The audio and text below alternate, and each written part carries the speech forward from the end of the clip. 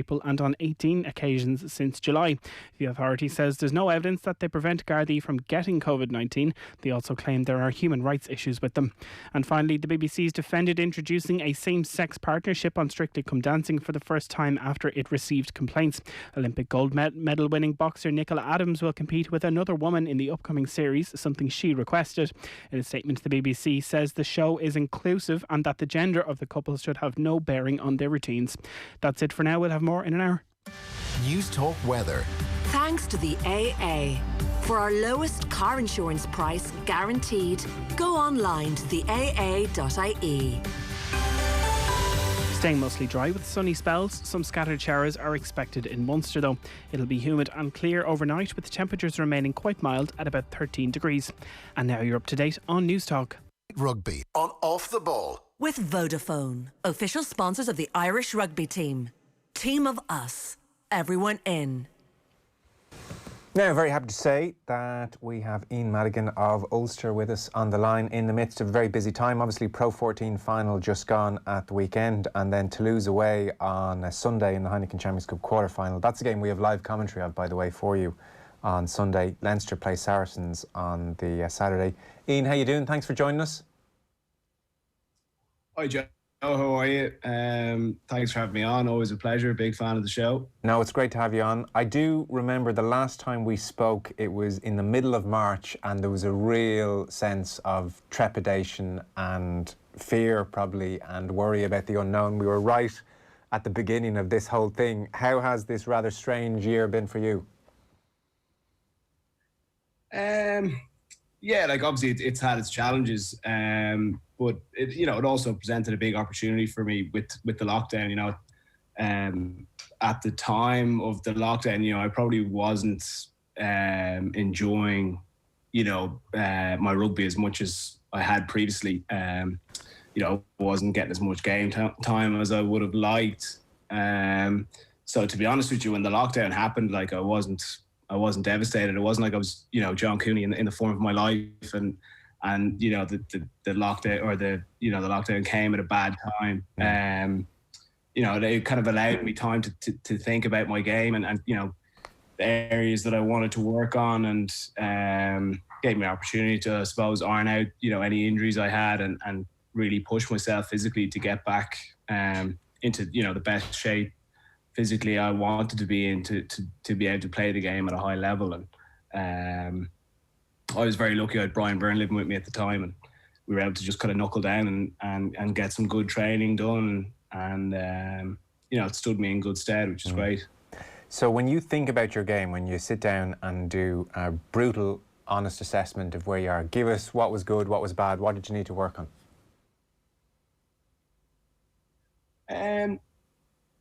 I tried to think back to previously, what had worked well for me, and being able to play at the game line, and having a good footwork game, and even just having top end speed. And I think I had a look at myself, and if I was honest, I probably wasn't as fast as I wanted to be, and I certainly wasn't cutting and sidestepping as well as I had previously. And I think that can be a build-up of, just training over the years, and different injuries you might have picked up. You can kind of become a bit more cautious. So, I work closely with the, strength conditioners and physios, and, tied in with getting stronger and faster, it was kind of dampening down my neural system, which was probably holding me back a bit. And I think as well, when you're training, in ones and twos, you can go really hard, and if you're not feeling it the following day, it's not the end of the world. Whereas if you're training with a team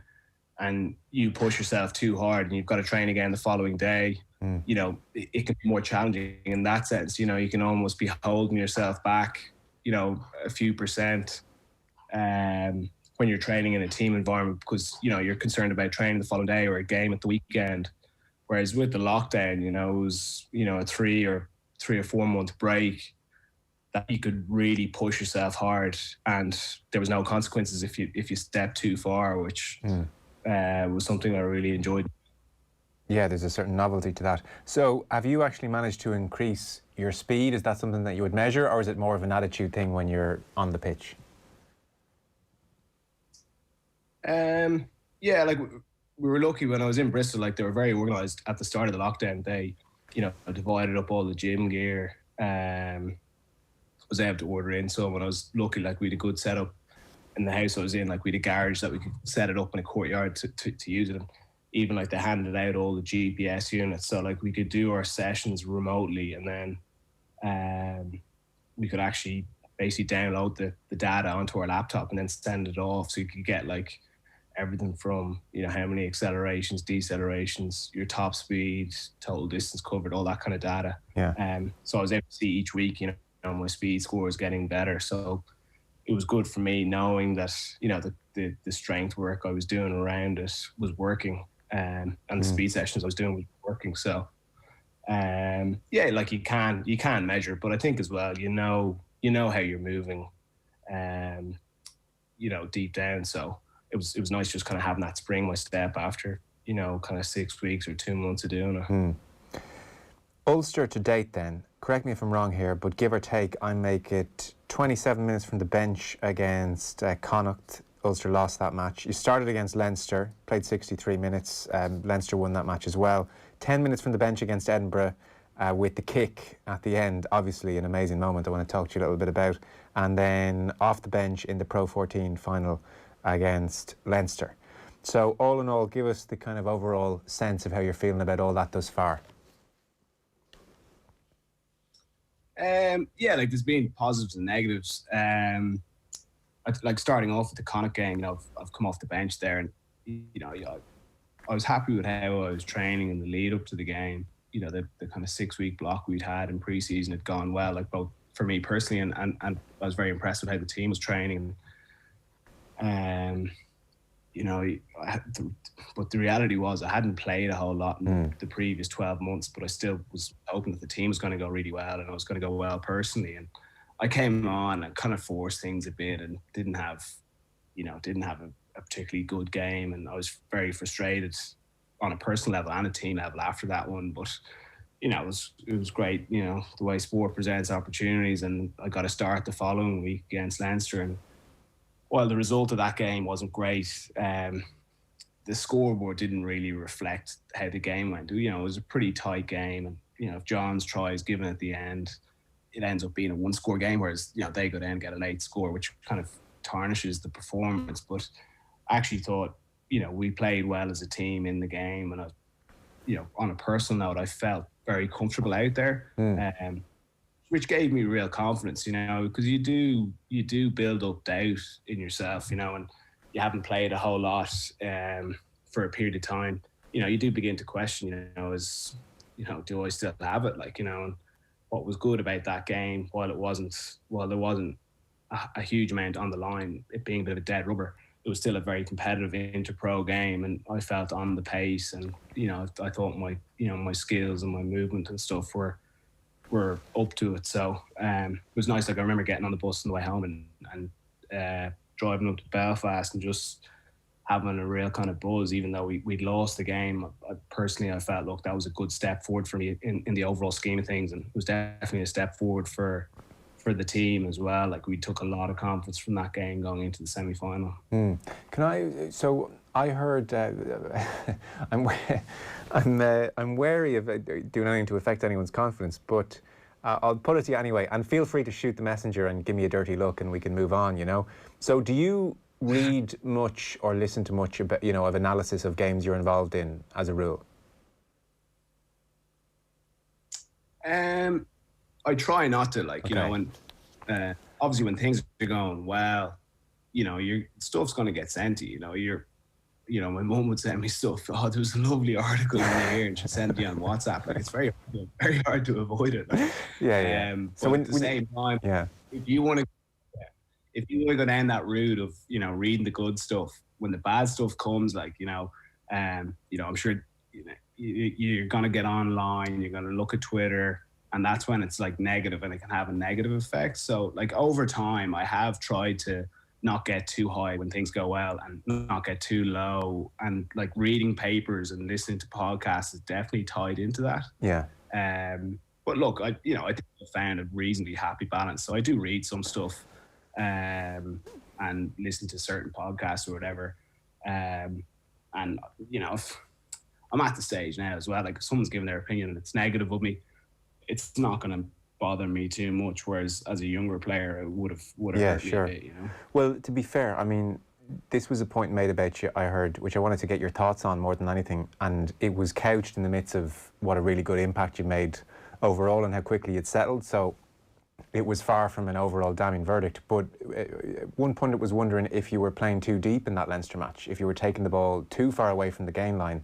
And what you jogged it in my memory when you said there, when you were assessing your game, you were wondering, am I playing enough on the gain line? So what's your kind of thoughts on that, or your response to that? I don't know what even Dan McFarlane's asking you to do on a given night.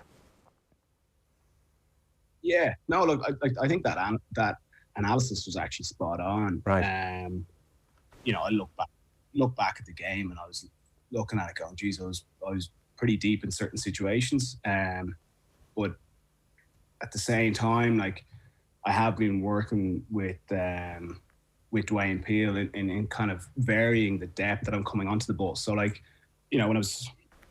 when things were clicking for me, in previous years with Leinster, I was able to play right on the gain line, and it was a good asset of mine because I could fix the internal defenders, get the ball through my hands quickly, and give guys outside me space. But the way defenses have evolved over the years, like over the last, let's say, 3 or 4 years, you've got outside centres, wingers, fullbacks closing, and they're not doing the same thing every time. So, like, sometimes they'll shoot up on the outside, sometimes they'll hold back, sometimes they'll appear like they're shooting and then they'll actually back off. Like something that Gary Ringrose does very well. He's very, he's an intercept threat. He's a threat to come and tackle high, but he's also a threat to show like he's going high and then drop back, which, influences the defender to either throw the ball early, force them to dummy and carry back inside. So there's just much more changing pictures than there would have been, 3 or 4 years ago. So what I've been basically working on is varying the depth and the speed that I'm coming onto the ball. So there is still a time when you catch flat, play the ball quickly through your hands. There's also another time when you catch it a bit deeper. You take the ball onto the line and you're passing on the run. And that's, something that we've been working on in training. And I felt some parts of it in that Leinster game in the regular season were good, but there was definitely some phases of play that I was looking at and going, geez, I'm way too deep there. Right.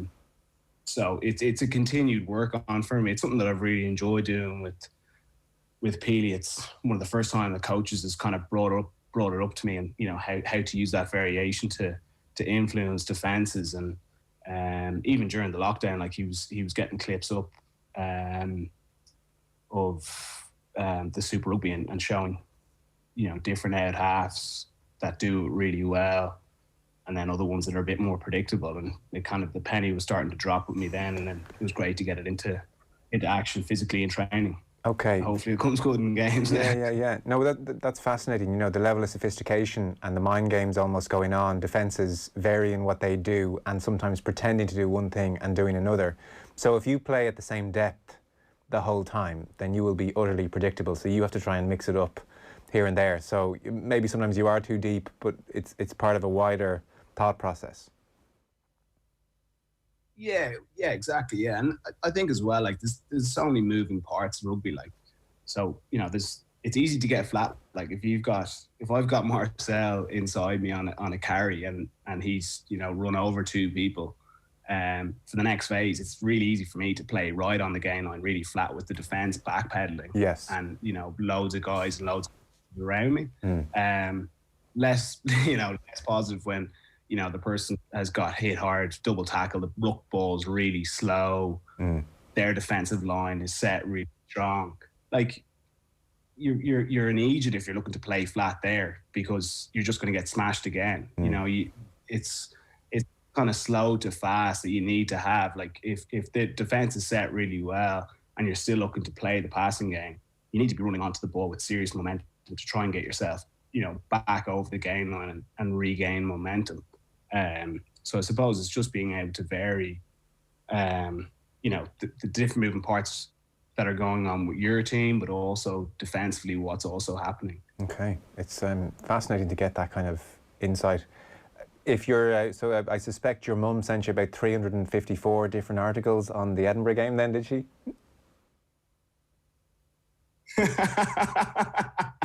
She enjoyed a few of them, all right.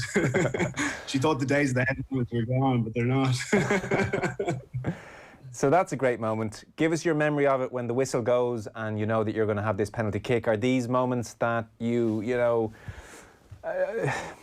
there's a nervousness about, or you've trained yourself to embrace, or you always loved even as a kid and you think this is my chance to be a hero? Because you can look at that moment in two ways, obviously. This is a chance to do something brilliant, or this is a chance to miss, and this is what everybody's talking about the next day. So how do you embrace or not embrace or deal with a moment like that when the whistle blows for the penalty?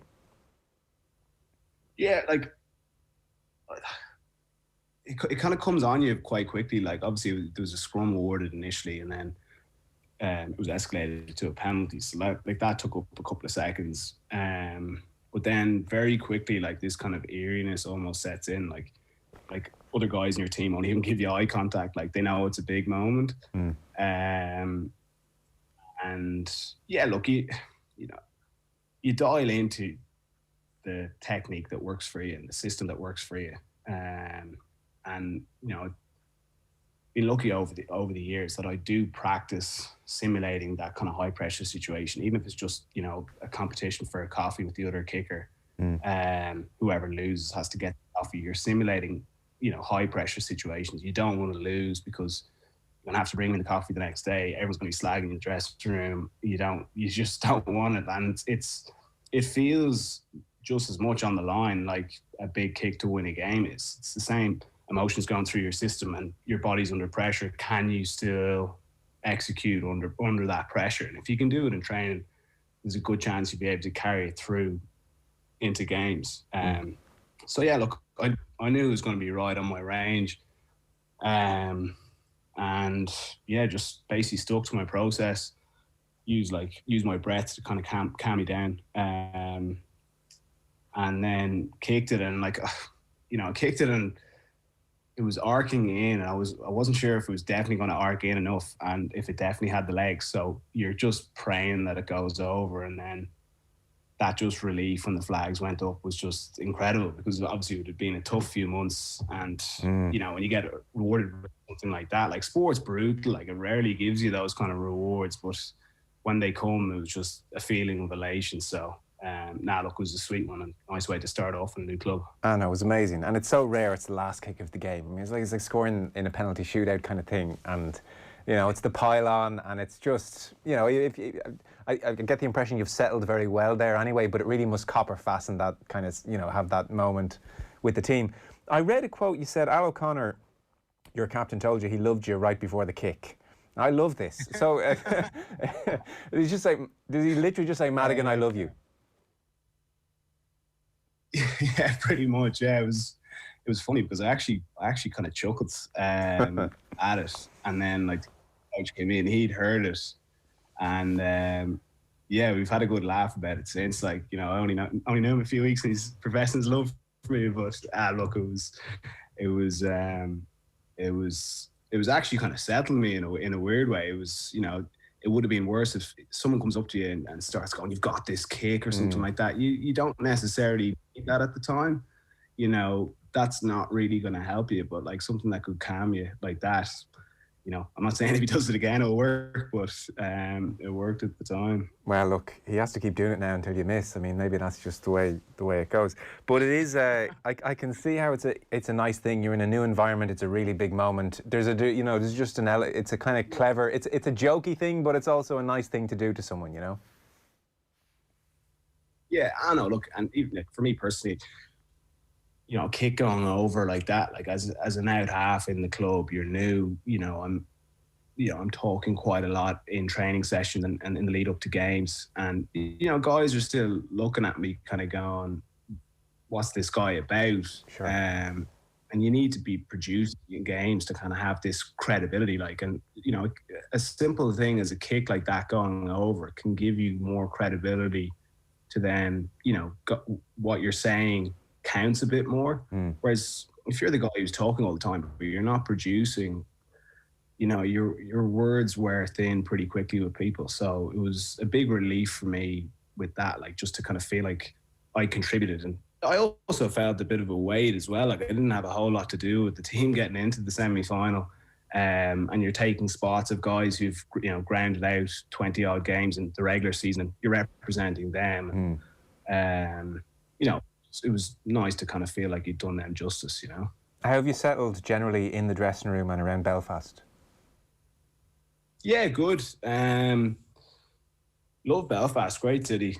People here are really friendly and stuff, and it was easy. Like obviously going to Bordeaux, I wouldn't have known too many lads over there, learning a new language. Like it was pretty unsettling and takes a bit of time, even just getting used to like the strength and conditioning and the different trainings and stuff.